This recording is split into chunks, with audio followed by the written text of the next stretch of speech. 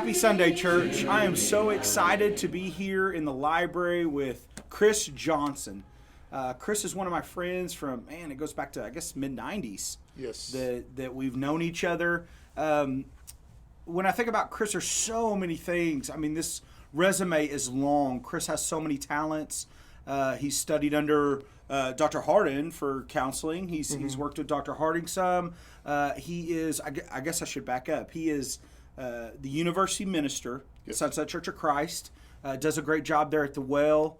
We have a long history together. We were missionaries in Mexico from 04 through, several years there. And it's really cool how one of the things I love about Chris and our relationship today is how God has redeemed that relationship. We hit some bumps, man. And I mean, if you want dirt on me, go to Chris Joe and he'll tell you some stories. But he's good enough to me that he won't do that. But no, we have a lot of history, but we've really grown to respect each other and really love each other. We got to work together on a radio station for I guess about a year. Yeah. That we did a radio show together. Just a lot of fun. Chris is just a Johnny on the spot, theological, excellent speaker. Throw some dad jokes in. We'll probably have at least one of those drop today. It's not scripted, by the way, but it'll try to always be very, very punny. Okay, dad joke number one. We'll try to keep count throughout the video, but we're really excited to be in our summer series, the Go Statements of Jesus. As you know, we are in our fourth lesson. We're talking about this idea of going and sharing your faith. And the story that it comes from today is kind of interesting because it's in Matthew chapter 8. I want to read that for you. Matthew chapter 8, just the first few verses. Jesus' encounter with a leper. Now, we know leprosy is a serious disease. If you think COVID's serious, leprosy was just, it was essentially a death sentence. I mean, It was a long, slow, painful death sentence. The lepers were cast outside of the city. Nobody was to touch them. This is the ultimate social distancing. This is the original, stay away. They had to yell unclean and stay far away from people. But in Matthew chapter 8, he writes that Jesus had come down from the mountain and great crowds followed him. And there was a leper who came to him and knelt before him saying, "Lord, if you choose," some versions say, "if you're willing, you can make me clean." Jesus stretched out his hand and touched him, saying, "I do choose, I am willing. Be made clean." Immediately his leprosy was cleansed. And then Jesus said to him, "See that you say nothing to anyone, but go show yourself to the priest and offer your gift that Moses commanded as a testimony to them." Now, I love this story because we know that this guy didn't go straight to the priest. He just began to tell his story everywhere. And we talk about sharing our story.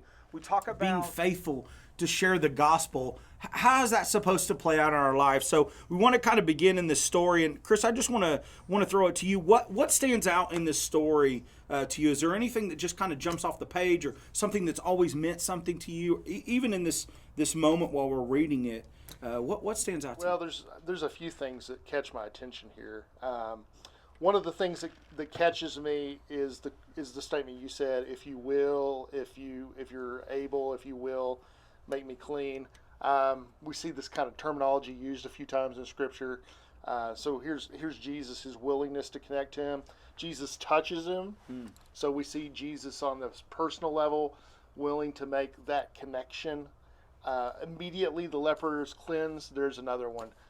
Just the time it takes for someone to be healed. I have other stories. I was reading one yesterday where Jesus heals somebody from afar, and then he goes and he finds out that the healing took place the moment he's talking to Jesus for his child, for servant. So this kind of thing happens a lot where we see kind of a timing thing. So there's several things here that just really catch my attention. But probably the touching, I love that. Jesus touches the leper. You talked about social distancing, willing to go the distance. Yeah. Absolutely. In a time when we can barely even fist bump, when we're supposed to be 6 feet away, Jesus actually went to a man that was, again, highly contagious, essentially a death sentence, a fatal disease.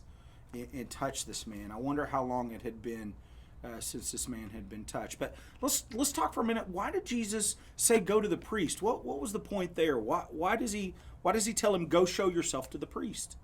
Yeah, well, you're getting back into Old Testament, talking about how you handle diseases, how a person it goes through. There's a process for cleansing. There's a process that is to be kept. And so here Jesus encourages them to keep the process, to go through the process and do what God commands him to do in the Old Testament, ultimately. Yeah. It's kind of ironic that in one sense, lepers weren't supposed to be touched. So there's kind of this disobedience almost of the law, but then Jesus says, go fulfill the law, be obedient to the law. And we see Jesus being exactly what that man needed at that moment. Not just in the healing, but even in the touch. How long it had been since he had felt the pat of his dad's hand on his shoulder, or maybe a hug from mom, or if this man had a wife or children. Yeah. How long it had been since he had touched anybody, and Jesus went, as you mentioned, he could have said from a distance, you're clean, and he would have been healed. We know Jesus' power isn't limited to time or space, distance. There is no limit to Jesus' power. And so he could have done it anyway, but with this leper, he specifically chose, as it says, I do choose. And so he made him clean. Now, I want to talk to you for a minute, Chris, where it says in verse 4, this particular version says, see that you say nothing to anyone. This seems like the worst command ever. And I don't mean that disrespectful to Jesus, but the best news that ever happened to this guy just happened. And Jesus says, don't tell anybody. Go show yourself to the priest.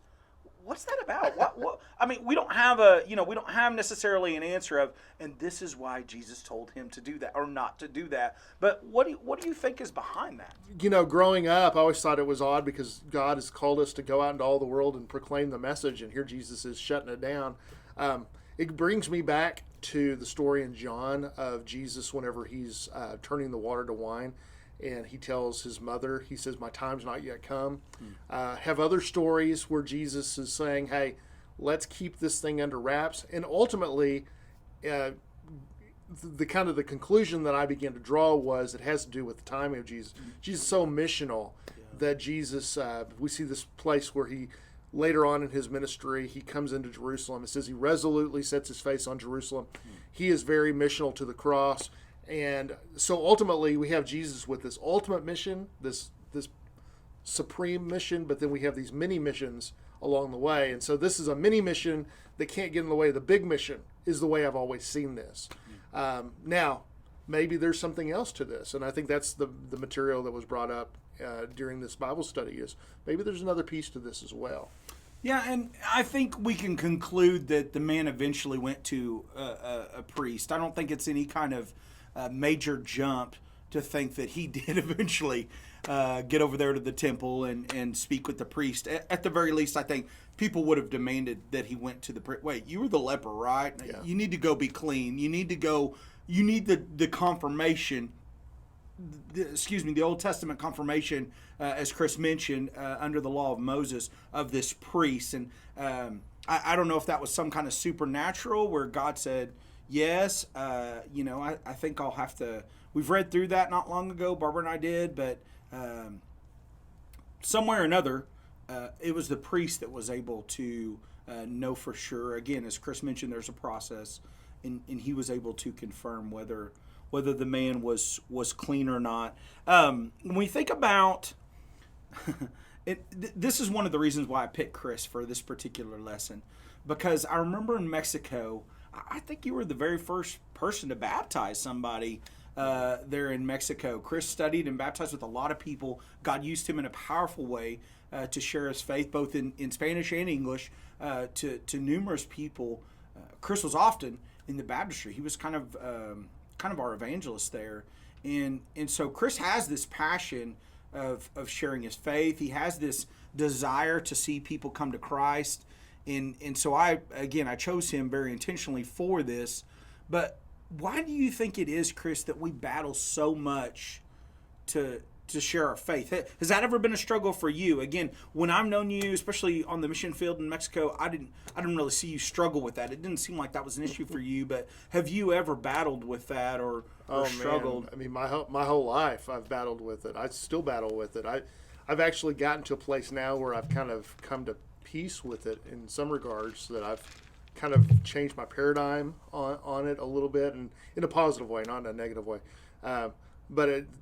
Just to say, man, I can remember being evangelistic even as a little boy, and the conversations we had where I would walk up to people and say, hey, our church doesn't use instruments and yours does. So you need to go to the right church, and the transition to realize I was an AIM student in Scotland, and our missionary had told us, hey, you need to spend 40 hours a week with the lost, and boy, that was terrifying. And I honestly lied a lot on my timesheets, and then I remember one time talking to a lady and telling her, like, hey, you just need to get in water. The answer is getting in water. You need to get dipped, and didn't even talk to her about Jesus in the process. And so I have been through this long journey of trying to learn how to teach the gospel the way the Bible teaches, and I've failed a lot in that process. But yeah, this has been a huge challenge for me. It's terrifying for a lot of people. It's a terrifying process. Once you kind of get a grip on it, it begins to start clicking. And I think that's what the journey I've been on, is figuring out how to make it click. But yeah, absolutely. I mean, it's scary. And that's why it's so funny in this passage that Jesus is shutting it down. You think about the woman at the well in John chapter 4. Jesus doesn't shut it down with her, and she goes and she tells everybody, come meet the man. But here he is in this passage, and he shuts it down for good reason. He's got a plan, he's got a process. But bottom line is, what a hard thing it is, especially, it's funny because some people just pick it up and just run with it, and other people really struggle with it. And I'm one of those who really struggled with it a lot. And so, yeah, absolutely.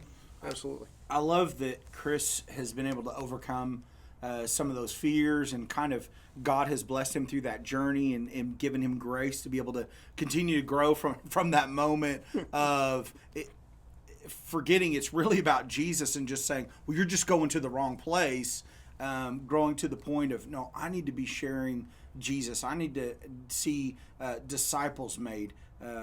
Again, we understand the things about the church and so forth. What the key in this passage is, the greatest thing to ever happen in this man's life had to be shared. It couldn't be kept. His salvation story couldn't be kept quiet, and he goes and tells everybody. In fact, this story is also found in Mark chapter 1. I want to flip over there real quick. Towards the end, verse 40, we see a repeat of this story. It says, a leper came to him, begging and kneeling before him, if you choose to make me clean. Jesus was moved with pity. He stretched out his hand, touched him. He said, I do choose, I am willing, be clean. Immediately, as Chris mentioned, the leprosy left him. He was made clean. Verse 43 in this version is kind of comical. After sternly warning him, he sent him away at once, saying, see that you say nothing to anyone, but go show yourself to the priest and offer for your cleansing what Moses commanded as a testimony to them. Verse 45, Mark 1:45. But he went out and began to proclaim it freely and to spread the word, so that Jesus could no longer go into a town openly, but stayed out in the country, and people came to him from every quarter, from everywhere. And so we see this. It says sternly in this version. I don't. What did your version say there back in verse 43? What does Jesus say? Sternly. Sternly, okay. Yeah, it's like, do not, under any circumstances. I want you to go straight to the priest, It's the mom or the dad saying, you go straight home. But I think a lot of us probably wish that God would say that to us about sharing the gospel. It's like, please do not do it. Tell because anybody. that would be helpful. But I mean, but here's, I think this is what you said, and it really hit me hard. Is look, how could you not? How could you not share what God had done to him? And I think that's one of the keys of evangelism. Evangelism really is an outpouring of what what God is doing in a person's life. And I failed to see that because I was evangelizing people to water or evangelizing people to church. Yeah. And here Jesus is calling us to outpour this message, this good news. What he's done, in their lives. And I think one of the fears that we're always, that I hear come up time and again is, what if they ask this? Yeah. I don't know the answer to that. I don't know what to say if they, sometimes you get in this trap, well, if God's so big, he could create anything. Could he create a rock he couldn't lift? Or, these silly questions that we get into, and people try to back us into a corner. The point is not to have every answer. No. Peter says to give an answer for your hope. Yeah. What are you hoping in? What is your hope? Are you hoping that when you come face to face with God, he will say, I see Jesus, because you've surrendered your life to Jesus. I see his blood. Come on in. Welcome. Good and faithful servant. Give an answer for the hope you have, the hope that lies within you, not all the lies that they have. And they're going to have a lot of lies. Yeah. Right? Oh, have an answer for the hope that you have. And it's really, it's just a huge burden off of a person's shoulder to know. I don't have to know everything. What if they say something I don't know what the answer is? Then you say, I don't know the answer to that. I don't know. Right. The point of all this is that he's the Messiah, not me. So I get to deflect onto him and say, yeah, well, he's got some good answers. Let's study him. Yeah, and I mean, what harm is there in, I don't know the answer, but I know where we can find it. Exactly. I know where we can go dig, and it might be one of those deals where you say, hey, next week, let's, or tomorrow, I'll get back with you and I'll talk to some friends, or I'll Google it, and we'll see what we can figure out. Google where it says in Scripture about, but I'll try to figure that out. I'll try to have that answer. But as we see this leper, the leper didn't go into a bunch of theological truths about God, about creation, about was it a true 7-day creation, or was it a young earth or an old earth, or did God work through evolution? Yeah. This guy was saved. He was touched by Jesus, and that's what he told. And I think on a very simplistic level, at least at a very beginning platform, can be, man, I found salvation. I found forgiveness of sin through Jesus Christ. I found out that there is a God that loves me. He created everything. I sinned. I fell away from him. He brought me back through Jesus. He's reconciled or made friends again. He redeemed. He's purchased back me. I can find salvation through Jesus. So I think there's a very simplistic way of looking at things. I'm going to ask Chris to read for us Romans 5. I'll give him a second to get there. We're going to look at Romans 5:6 here in just a second. But when this man was told not to go tell, it seems like an act of disobedience for him to go tell. It seems like a direct rebellion against Jesus. And again, I do believe that he eventually got to the priest and made that sacrifice and did what he did. But this overwhelmed him. It was just one of those things that you couldn't keep to yourself. Listen to Romans 5:6-8 real quick as Chris reads that. For while we were still weak, at the right time Christ died for the ungodly. For one will scarcely die for a righteous person, though perhaps for a good person one would dare even to die. But God shows his love for us in this, that while we were still sinners, Christ died for us. Is there anything good in there that you could tell somebody? I mean, that Romans 5:8, I have that memorized. I share that all the time. While we were still sinners. In other words, at that worst moment, picture that worst sin that you've ever done. Jesus was right there with you, and he was still willing to get on the cross. At that moment, right there, whatever it was, whatever you can think about, oh man, that's the worst thing I've ever thought of, worst thing I've ever said, worst thing I've ever done. Jesus was even present at that moment and would still be willing to die for you. He already died for you. That's done, one and done with Jesus. But at that moment, he was willing to die for us. What curveball can you throw at God? Can you keep? You were going to say something. Well, yeah. I mean, this verse actually really parallels with an interesting truth of the story, which is even though Jesus, I assume Jesus knew that this guy was going to do that, which is why he sternly warned him. Sure. And if you go with my philosophy, my theory, that maybe this is a warning because it hurts the timeline of Jesus. Here we get in Mark chapter 1. I mean, this is the beginning of his ministry. Yeah. And he's got to be hiding out. He yeah. can't even go into the main cities. Yes, and we Too see famous. that. We see that Jesus he has to isolate himself to different locations. What is Jesus willing to risk for people? You see that in John chapter 2, 3, the water to wine. Yeah, John 2. John 2. Yeah. We see that with John 2 when Jesus, he says his time has not yet come. Right. But for the sake of a wedding and irresponsibility on behalf of a wedding party, Yeah. that he would sacrifice himself. Jesus is just that good. And so here in the story, it parallels a truth that we see about God, which is God would give it all up for you. And how do you respond to that?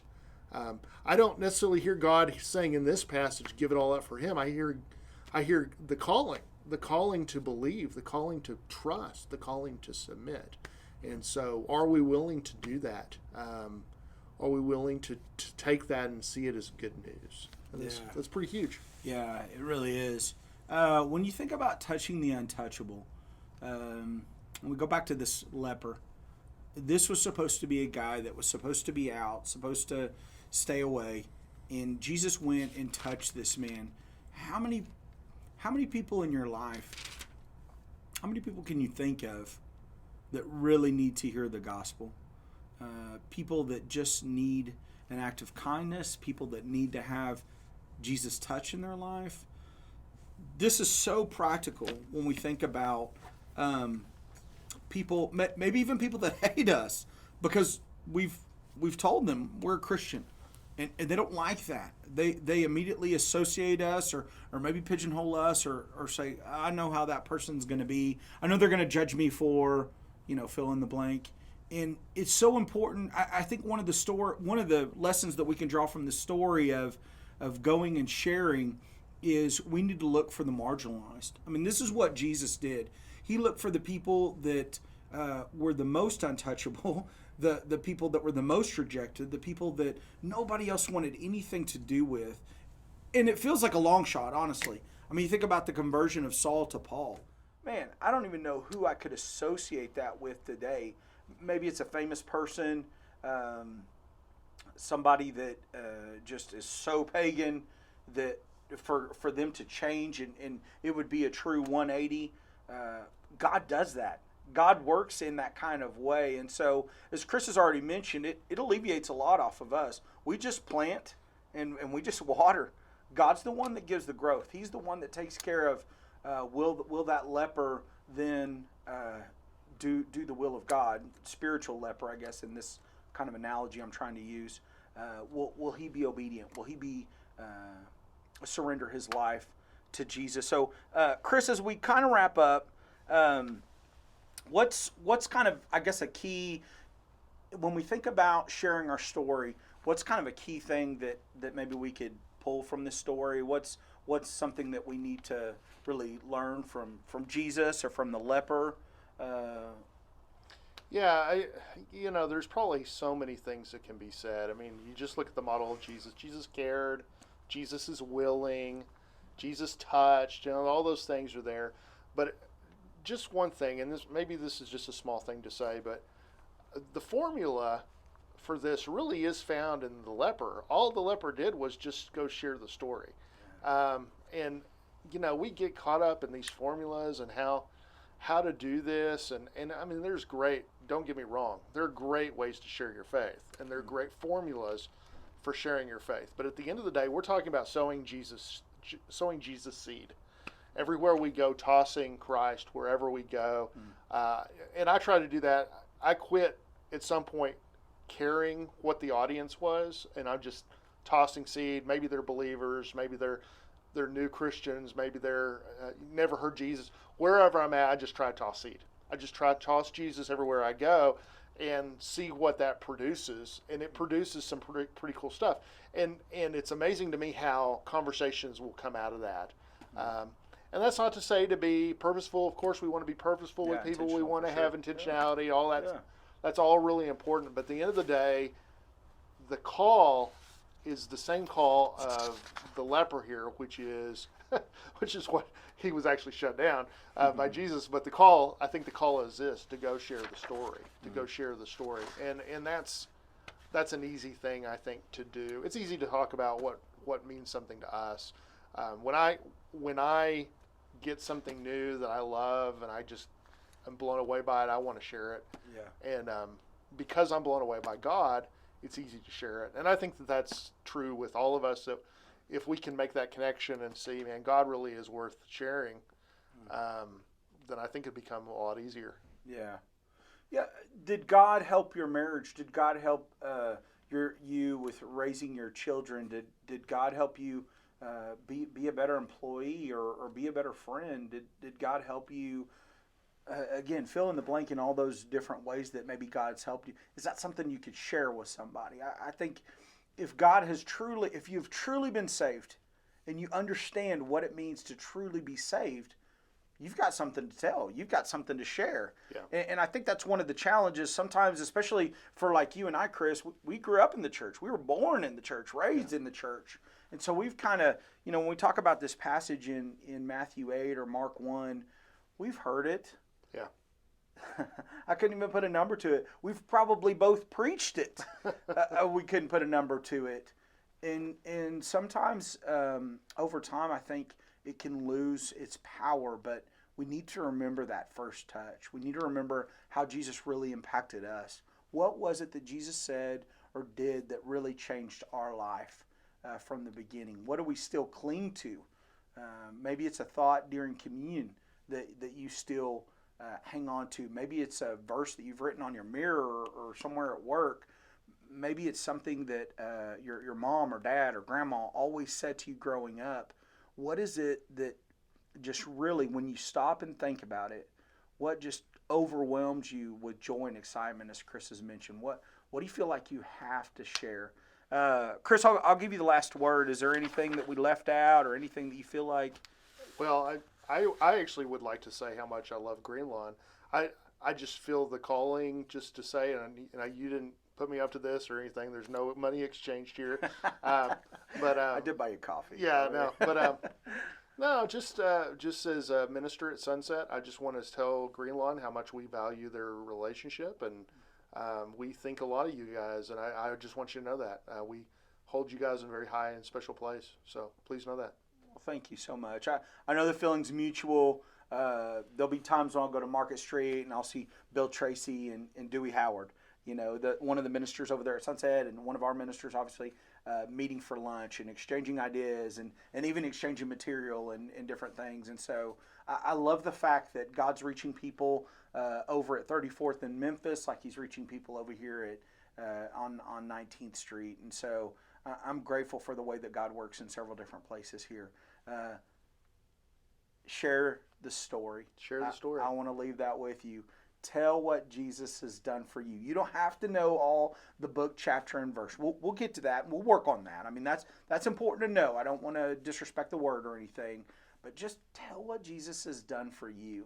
It's so powerful. Sometimes we relegate or delegate that to a spot in worship where we say, okay, well, now it's a ministry moment, and we'll talk for a minute. We'll give a 2-minute time limit to somebody to allow them to tell their story about Jesus. That's supposed to be every day. That's supposed to be said through the way you work, through the way you interact. Share whatever God has done for you with others. Always share the name of Jesus. Well, hopefully this has challenged you a little bit. Hopefully this has encouraged you and blessed you. Again, I'm so grateful to have had Chris Johnson with us. Chris is he's got a YouTube, a Facebook. You don't have YouTube, do you? Not really. Okay, yeah. It's more on Facebook. Facebook, man, that guy blows it up with just all kinds of wisdom and all kinds of a lot of fun, comical, silly stuff too, but just a lot of cool interviews with different people. And I know Chris is a blessing not only to the community here in Lubbock, specifically the congregation at Sunset, but really friends literally around the world that tune in and watch the different interviews and different things. So check out Chris Johnson on Facebook. But again, we want to leave you with this idea of sharing your faith. Share what Jesus has done for you. Be blessed on this Sunday. Have a great week. And we'll look forward to seeing you again when we look at lesson chapter 5. Yeah, preach Jesus.